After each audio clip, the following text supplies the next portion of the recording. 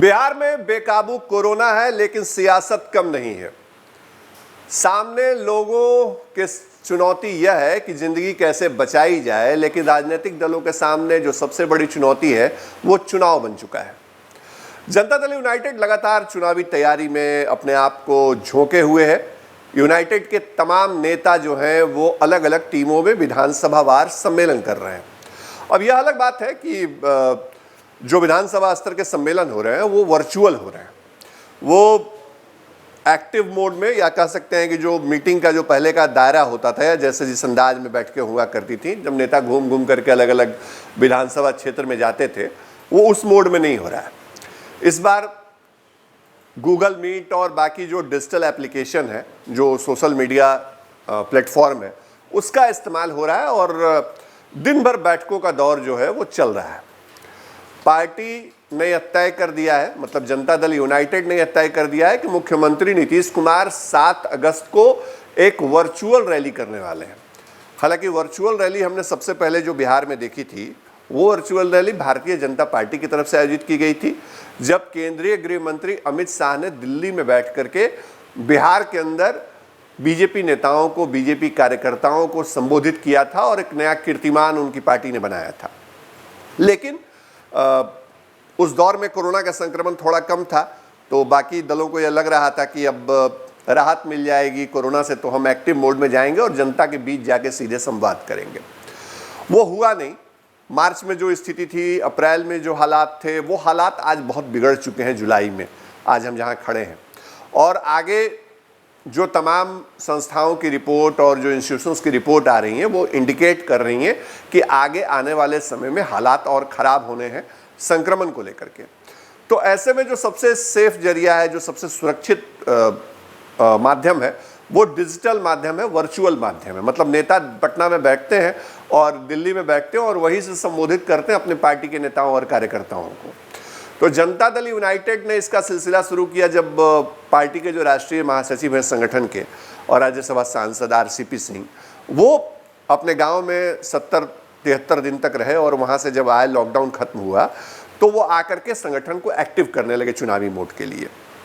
पहले उन्होंने बैठक की तमाम प्रकोष्ठों की, और अब वो विधानसभा वार सम्मेलन का जो सिलसिला है वो शुरू हो गया है। जनता दल यूनाइटेड ने 4 अलग अलग टीमें बनाई हैं। इन टीमों का नेतृत्व जो है वो बड़े बड़े नेता के कंधे पे दिया गया है। पार्टी के प्रदेश अध्यक्ष खुद RCP सिंह भी एक टीम के को हेड कर रहे हैं। उसमें कई नेता हैं, मंत्री नीरज कुमार हैं, संतोष निराला हैं, सांसद चंद्रेश्वर चंद्रवंशी हैं। इसी तरह एक टीम में अशोक चौधरी हैं, एक टीम में ललन सिंह हैं, और प्रदेश अध्यक्ष वशिष्ठ नारायण सिंह के नेतृत्व में एक टीम है।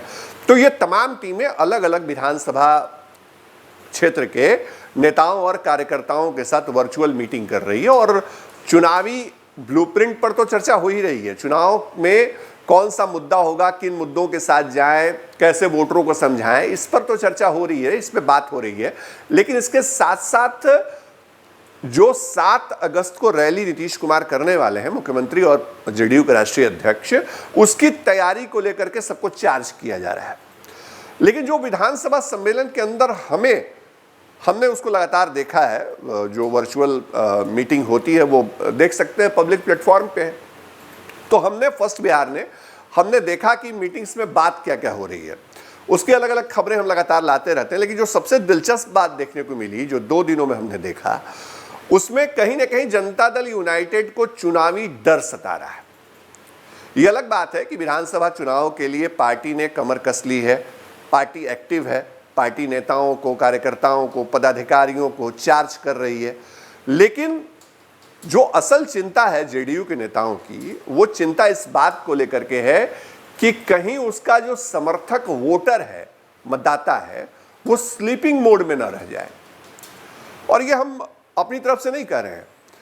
पार्टी के जो नेता हैं RCP सिंह, वो लगातार हर विधानसभा क्षेत्र में जब नेताओं से, पदाधिकारियों से, कार्यकर्ताओं से रूबरू हो रहे हैं, तो कह रहे हैं कि आप विधानसभा क्षेत्र में उन वोटर्स के पास जाइए जो वोटर एक्टिव नहीं है, उनको आइडेंटिफाई करिए।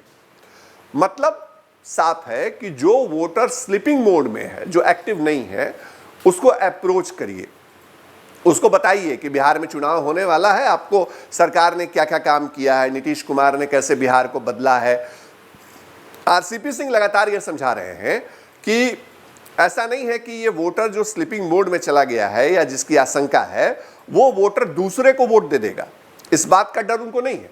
लेकिन इस बात का डर जरूर है जनता दल यूनाइटेड को कि अगर यह वोटर एक्टिव नहीं रहा और ये सोता रह गया, सुस्त रह गया, तो नीतीश कुमार के नेतृत्व के लिए, जनता दल यूनाइटेड के लिए ये बहुत बड़ा झटका होगा विधानसभा चुनाव में।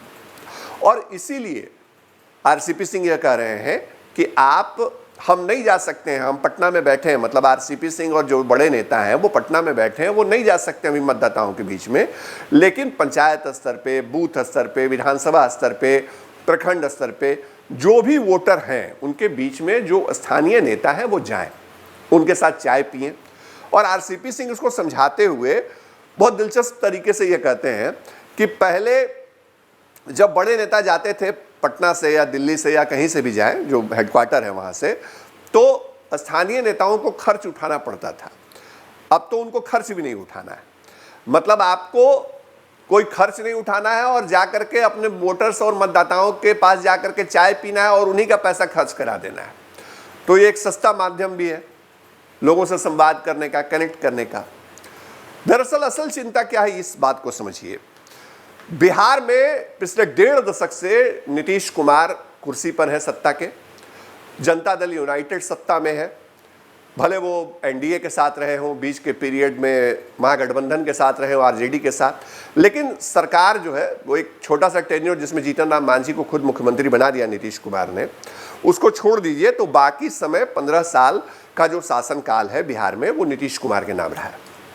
अब नीतीश कुमार के नाम या नीतीश कुमार की सरकार बिहार में रही है, तो जो 1.5 दशक से वोट करने वाले लोग हैं वो थोड़ा रिलैक्स मोड में है। मतलब वो वोटर जो जेडीयू को वोट करता है या नीतीश कुमार के नेतृत्व को पसंद करता है, वो वोटर रिलैक्स है। और अक्सर ये होता है जब लंबे अरसे से उसकी सरकार होती है जिसके नेतृत्व को आप पसंद करते हैं, या उस पार्टी की सरकार होती है जिसके आप समर्थक होते हैं, तो आप कई बार रिलैक्स हो जाते हैं, आपको पता होता है। अभी बिहार में फेवरेट कौन है, बिहार में अगर आप देखिए तो जो इक्वेशन है, समीकरण है, ठीक है राष्ट्रीय जनता दल सामने से जो दावे करे, जो महागठबंधन का अलायंस और बाकी चीज, सरकार के खिलाफ बहुत नाराजगी हो सकती है, लेकिन जो राजनीतिक जानकार मानते हैं बिहार में एडवांटेज में अभी एनडीए अलायंस है। ये हम इसलिए कह रहे हैं क्योंकि वोटों का समीकरण इनका अभी बहुत मजबूत है, जिस तरह महागठबंधन का 2015 के विधानसभा चुनाव में रहा था।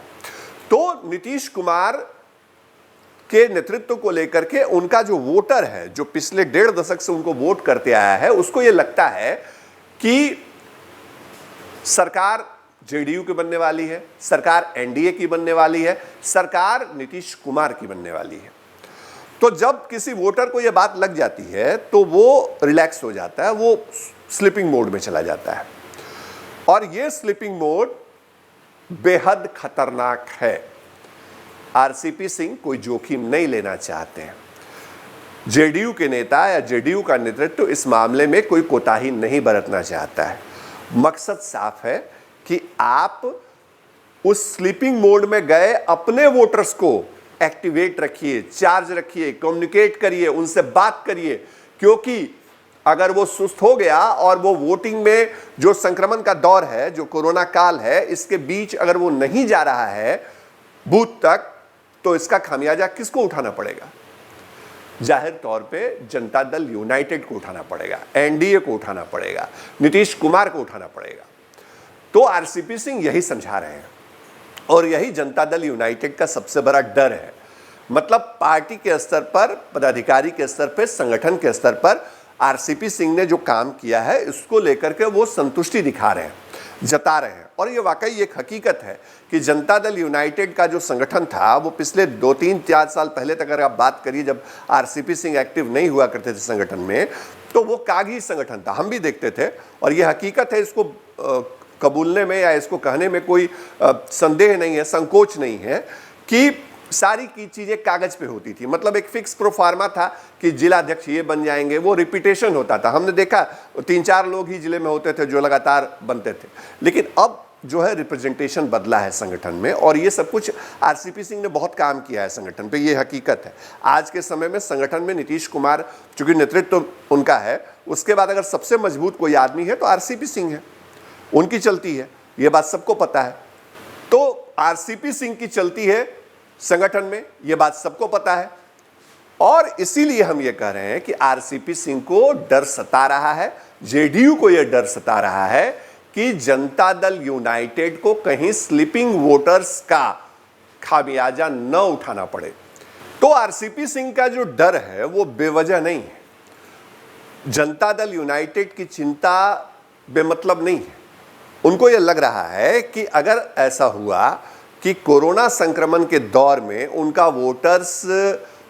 वोटर सोए रह गए, उनके समर्थक मतदाता सोए रह गए, वो सुस्त पड़ गए, वो उस तरह से एक्टिव नहीं दिखे, तो इसका खामियाजा सीधे सीधे नीतीश कुमार के नेतृत्व को चुकाना पड़ेगा। विधानसभा चुनाव की तैयारी में जनता दल यूनाइटेड भले आगे हो, लेकिन ये पहल या यह पूरी तैयारी उसको बड़ा झटका लग सकता है। इसलिए सबसे बड़ा जो डर है विधानसभा चुनाव को लेकर के वो यही है। ऐसे तमाम सियासत के अंदरूनी खबरों को हम लाते रहेंगे आपके लिए, क्योंकि हम फर्स्ट बिहार हैं, हम आपको अंदर की खबर बताते हैं। चैनल को लाइक करिए, सब्सक्राइब करिए, फॉलो करिए, और www.firstbihar.com यहाँ जाना मत भूलिए, क्योंकि यह वो जगह है जहां आपको हर खबर मिलेगी। नमस्कार।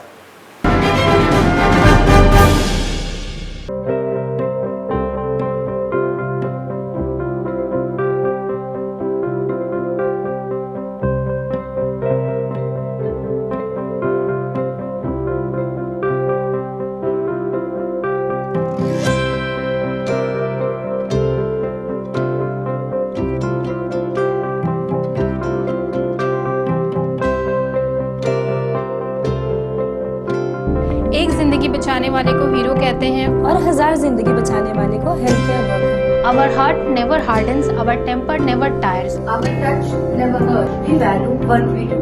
We at Paras work for cause, not for applause. Lockdown के समय, लॉकडाउन के बाद हम हैं आपके साथ।